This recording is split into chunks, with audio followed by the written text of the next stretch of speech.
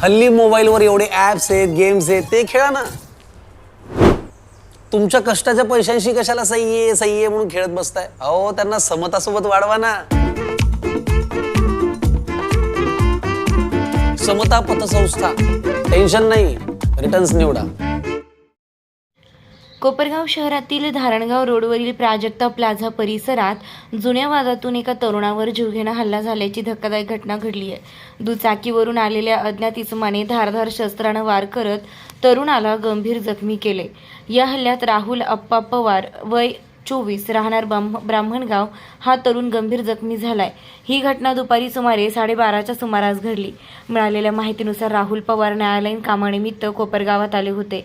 काम आटोपून घरी परतत असताना अचानक दुचाकीवरून आलेल्या अज्ञात इसमाने त्यांच्यावर हल्ला केला. हल्लेखोरानं धारदार शस्त्रानं वार करताच राहुल पवार गंभीर जखमी झाले.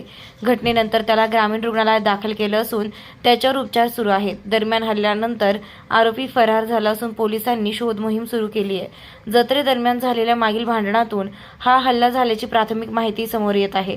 या घटनेमुळे परिसरात काही काळ तणावाचं वातावरण निर्माण झालं होतं. या प्रकरणाचा पुढील तपास पोलिसांकडून सुरू आहे. निर्भीड न्यूज, योगेश डोके, कोपरगाव. आम्ही तारीख करून चाललो होतो घरी आणि संभाजी पुतळ्याच्या पुढं आडून आम्हाला हाणमार केली. एकाचं नाव आहे वैभव शिंगाडे आणि एक मंगेश साळवे आणि एक तो शाहीनाथ निक्कम. कशामुळे मारलं काय सांगता नाही येणार. आम्ही तारीख बिरीख केली, निघालो होतो घरी. मग ते कॉन्टॅक्ट करायला लागले पोरांना. मग पुढं आम्हाला अडवलं आणि मग आणलं.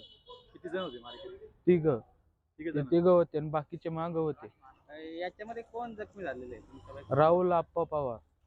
घटना कुठे घडली? संभाजी पुतळेस तिकडून काय नेमकी कुठं? धारणगाव रोडला. कुठं लागले त्या राहुलला? पुऱ्या पाठीला, मानीला लागलंय पाठीला. कशाने मारहाण केली? ते यश एवढा चाकू होता त्यांचे. किती जण होते साधारण ते? हे तिघ होते. पहिले R15 तिघ जण आले आणि स्प्लेंडरवर 2 जण होते. ते निघून गेले पुढं आणि R15 वाला येऊन डायरेक्ट थांबले आणि आम्हाला हाणमार सुरू केली. आपल्या पाल्यासाठी स्पर्धा परीक्षांची भक्कम तयारी करायची आहे का? IIT, नीट, मेडिकल, NDA सारख्या मोठ्या स्पर्धा परीक्षांची तयारी योग्य वयात सुरू होणं खूप महत्त्वाचं असतं. म्हणूनच कोपरगावमध्ये इयत्ता 6वी पासून मजबूत पाया घालणारा एकमेव foundation class AK science foundation academy.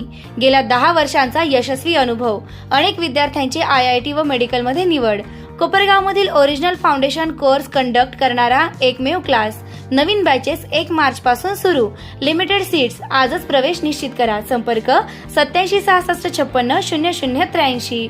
AK science foundation academy, Kopargaon.